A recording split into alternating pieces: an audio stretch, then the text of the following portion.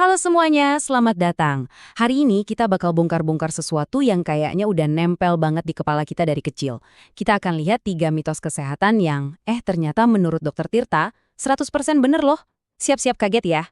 Coba deh, jujur sama diri sendiri.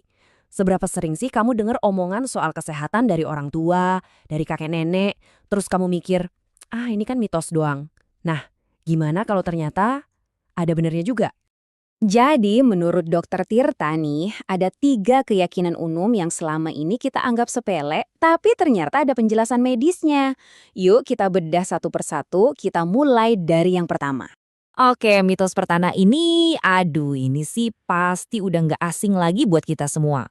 Ini soal sesuatu yang dingin, seger, tapi sering banget jadi musuh bebuyutan para ibu. Yap, es. Awas, jangan banyak-banyak minum es, nanti sakit loh. Pernah dengar kalimat itu? Ya pastilah ya, ini kayaknya jadi salah satu larangan paling legendaris yang kita terima. Tapi pertanyaannya, ini beneran atau cuma buat nakut-nakutin doang? Jawabannya menurut Dokter Tirta, ini tuh bener. Iya, kamu nggak salah dengar. Peringatan orang tua kita dari dulu itu ternyata ada dasarnya. Nah, ini dia penjelasannya. Sebenarnya bukan esnya yang bikin penyakit. Tapi buat sebagian orang, suhu dingin dari es itu bisa memicu yang namanya rinitis alergi. Kondisi ini kemudian bikin silia, itu loh rambut-rambut super halus di saluran napas kita, jadi macet, jadi kaku. Padahal tugas silia ini penting banget kayak sapu otomatis buat ngusir kuman.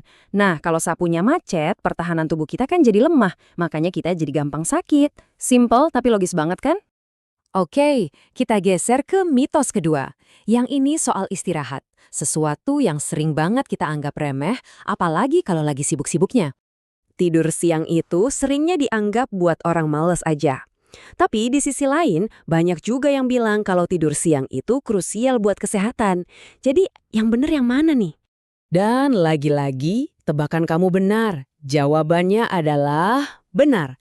Tidur siang itu ternyata bukan sekedar kemewahan, tapi bisa jadi sebuah kebutuhan. Nah, ini nih bedanya. Anggap aja tidur siang itu kayak ngecharge HP di tengah hari. Fungsinya buat pemulihan, buat isi ulang energi otak dan tubuh kita. Sementara itu tidur malam itu waktunya pabrik tubuh kita kerja lembur. Buat pertumbuhan, perbaikan sel, terutama buat anak-anak ya. Jadi dua-duanya punya peran sendiri yang sama-sama penting. Jangan sampai dikorbanin ya.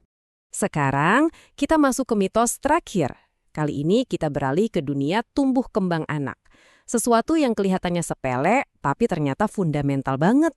Pasti sering denger kan nasihat buat terus-terusan ngajak ngobrol bayi atau anak kecil, bahkan pas mereka belum bisa jawab apa-apa. Ini tuh beneran ada gunanya sih, atau cuma kebiasaan orang tua aja biar nggak sepi? Dan untuk ketiga kalinya hari ini, jawabannya adalah bener banget. Nasihat turun-temurun ini bukan sekedar omongan, tapi ini adalah salah satu pilar terpenting dalam perkembangan anak. Kenapa ini penting banget? Gini, menurut Dokter Tirta, setiap kata yang didengar anak itu ibarat kita lagi ngasih batu bata buat ngebangun fondasi otaknya. Setiap obrolan, setiap interaksi, itu secara harfiah lagi nyambungin kabel-kabel saraf di otaknya yang nantinya jadi dasar kemampuan bahasa dan berpikir mereka. Oke, 3 mitos udah kita bedah habis-habisan. Biar makin nempel di kepala, yuk kita rangkum lagi 3 poin kunci yang kita dapat hari ini. Jadi ingat ya, ini dia 3 mitos yang ternyata fakta. Pertama, kebanyakan minum es emang bisa bikin sakit karena bikin sapu di saluran napas kita macet.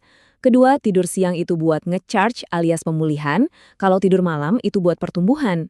Dan yang ketiga, sering-sering ajak ngobrol anak kecil itu wajib hukumnya. Nah, ini kan jadi bikin kita mikir ya, kalau 3 mitos yang kedengarannya biasa aja ini ternyata benar, kira-kira mitos kesehatan apa lagi ya yang selama ini kita telan mentah-mentah? Mungkin udah saatnya kita mulai lihat lagi nasihat-nasihat lama, tapi kali ini pakai kacamata sains. Terima kasih sudah menyimak.